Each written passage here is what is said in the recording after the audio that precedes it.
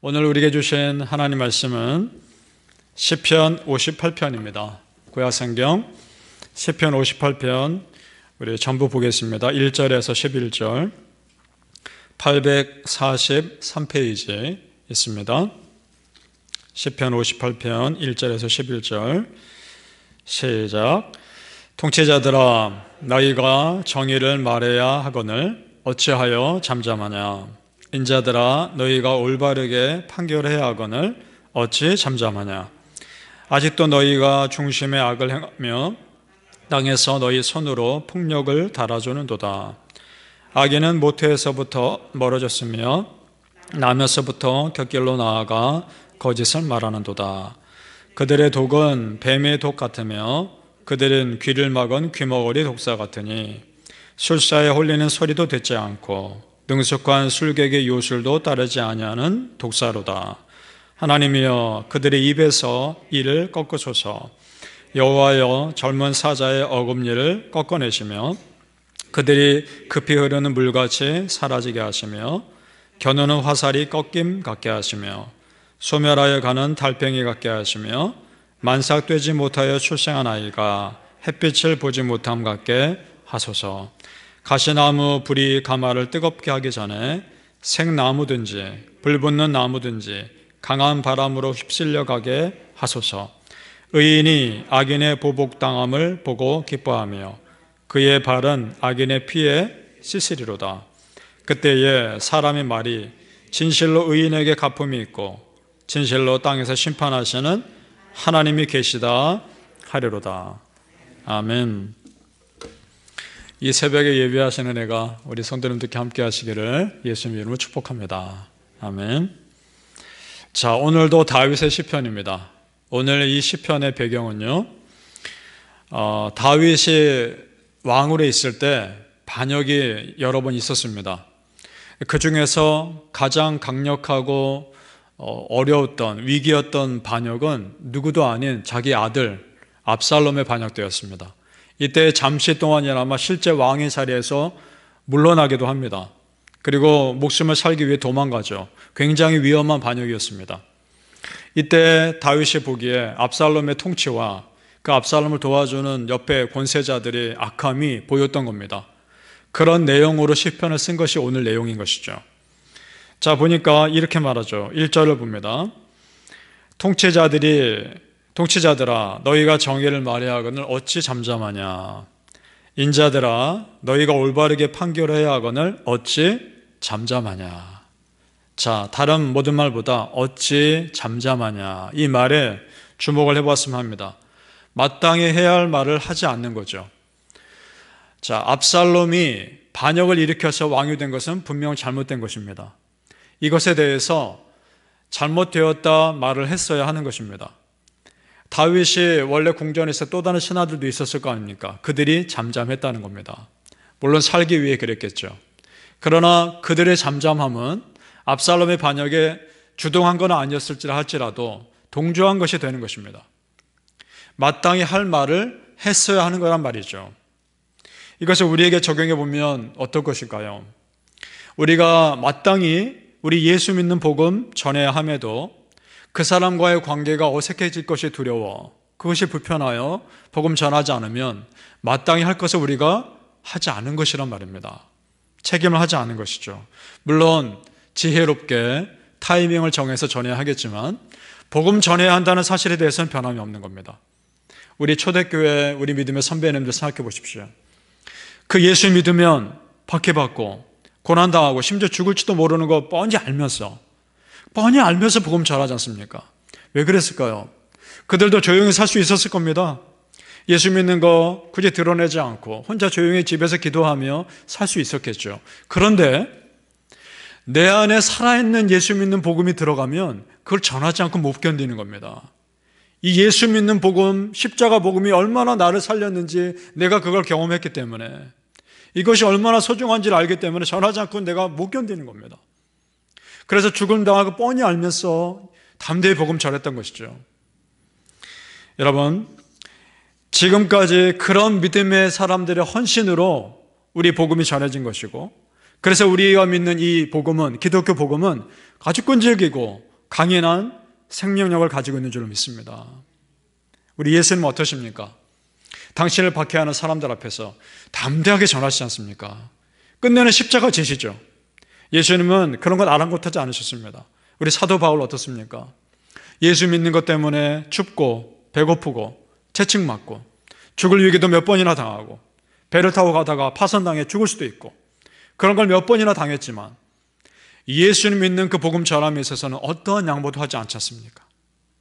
그가 이런 고백을 하죠. 사도행전 20장 24절입니다. 내가 달려갈 길과 주 예수께 받은 사명 곧 하나님의 은혜의 복음을 증언하는 일을 마치려 하면은 나의 생명조차 조금 더 귀한 것으로 여기지 아니하노라. 마땅히 복음 전할 것을 한 사람의 자신감이 느껴지지 않습니까?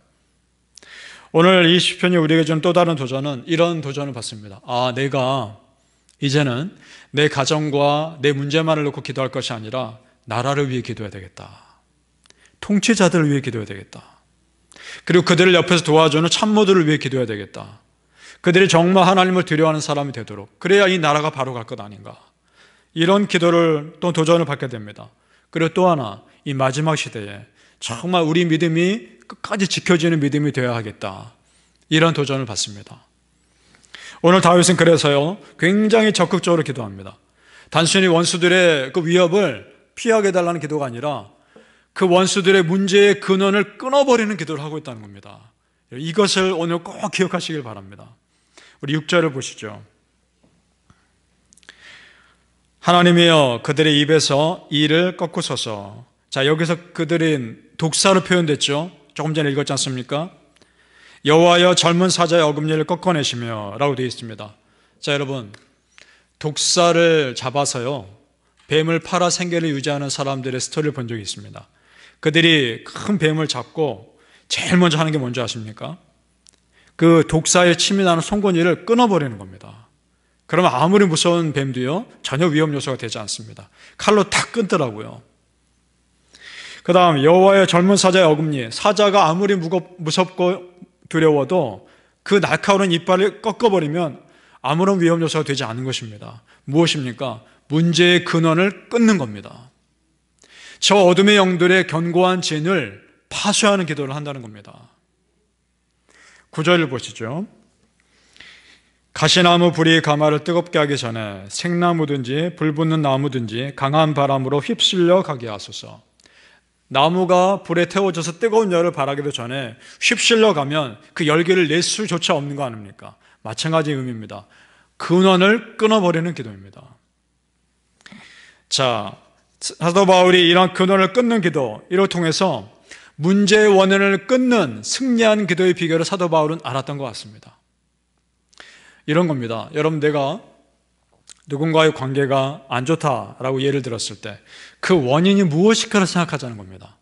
그러니까 단순히 하나님, 저 사람과 나의 관계가 좋아지게 해주세요, 그런 기도를 하는 게 아니라, 단순히 그런 기도가 아니라 원인이 뭘까를 생각해 보자는 거죠. 그것이 그 사람의 교만 때문이면 그 사람의 교만을 예수 이름으로 내가 대적하는 것입니다. 그것이 내 안에 있는 미움 때문이라면 예수 그리스도 이름으로 내 미움을 쫓아내버리는 것입니다. 분별해야 합니다. 다른 사람에게 있는 문제는 대적하는 것입니다. 내 안에 있는 문제는 쫓아내는 것입니다. 그리고 어느 날 나도 모르게 내 안에 불평이 생기고 내 안에 원망하는 말이 생긴다. 그럼 그 원인이 뭘까? 불평하게 하고 원망하게 하는 그 어떤 무엇이 문제가 아니라 내 안에 감사가 사라졌기 때문입니다. 그걸 기도하는 것입니다. 하나님, 내 안에 감사를 회복시켜 주옵소서. 문제의 원인을 생각하며 원인을 끊어버리는 기도를 하실 수 있기 바랍니다. 어둠의 영들이 아주 견고한 그 쓴뿌리를 뽑아내는 기도를 하는 것입니다. 그것이 지혜로운 것인 줄 믿습니다. 어둠의 영들을 피하지 마십시오. 대적하시길 바랍니다. 기도로 승리한 수많은 믿음의 사람들처럼 여러분, 이제 우리가 그 승리한 기도의 뒤를 따라갈 수 있기를 축복합니다. 바라기는 성도님들, 문제의 원인을 끌어버리는 더 강력한 그런 기도의 용사들 다 되시기를 예수님의 이름으로 축복합니다. 다윗이 이렇게 담대하게 기도하는 이유가 있습니다. 그것은요, 결과를 알기 때문입니다. 다윗은 결과를 이미 압니다. 사실 우리가 하는 기도 이미 결과 정해져 있습니다. 결과는 승리입니다. 믿습니까? 하나님께서 그렇게 해결하실 것이기 때문입니다.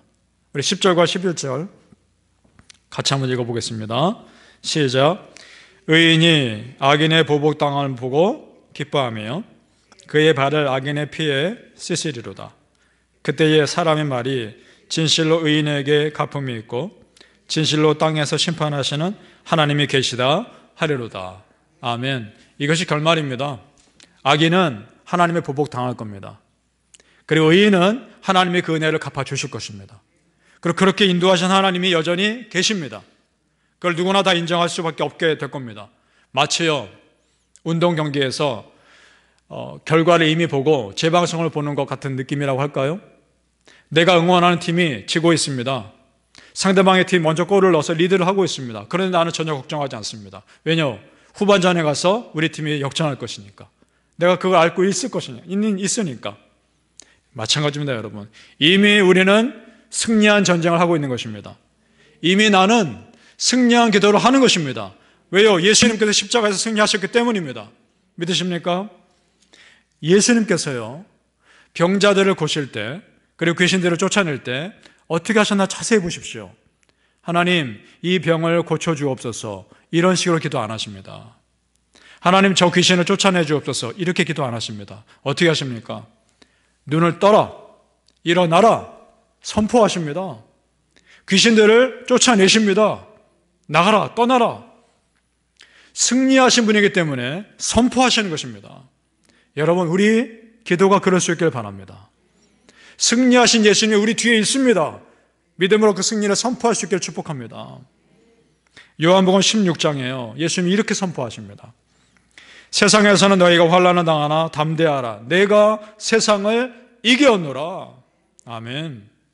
사랑하는 성도님들, 뒤에서 든든히 받쳐주시는 이미 승리하신 예수님이 계심을 믿으시고요. 그 예수님 믿고 문제의 근원을 끊는 승리의 기도자 되시기를 예수님의 이름으로 축복합니다. 아멘. 기도하겠습니다. 아버지 하나님 감사합니다. 이미 우리는 승리했습니다. 이미 우리는 이긴 싸움을 하고 있는 줄로 믿습니다. 하나님께서 우리와 함께 계시기 때문입니다. 아버지 하나님 믿음으로 선포케 하여 주옵소서. 내 앞에 나를 가로막고 있는 모든 어둠의 세력들을 예수 이름 명하노니 떠나갈지어다. 선포케 하여 주시옵소서. 모든 어둠의 세력들 앞에 당당하게 예수 믿는 자로 살아가게 하시고 우리 이 자리에 계신 우리 모든 성도님들 기도의 용사들이 다 되게 하여 주시옵소서. 이분들의 기도가 하나하나 쌓이고 쌓여서 놀라운 믿음의 역사로 드러나게 할 것을 믿습니다. 하나님 역사하여 주시옵소서. 감사하며 예수님 이름으로 기도합니다. 아멘.